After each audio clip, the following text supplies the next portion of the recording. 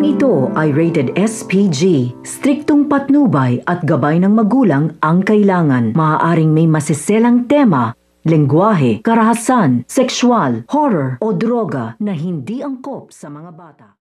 Hindi nga magiging masaya itong si Venice at si Vivian sa tagumpay nga ng mga palma, lalong-lalo na nga sa kasalang Francis at Tata. Kaya naman nga't plano nga nilang banggain nga itong si Tata at si Francis upang ang hindi nga matuloy ang kanilang kasal.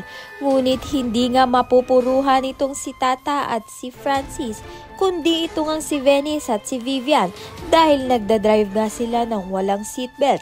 Kaya nga nang mabangga nila ang sasakyan ay sila nga ang mapupuruhan. Dito na nga kaya matutulukan ang kasamaan nila dahil hindi nga sila hadlang sa kasalan nga nito ni Francis at ni Tata.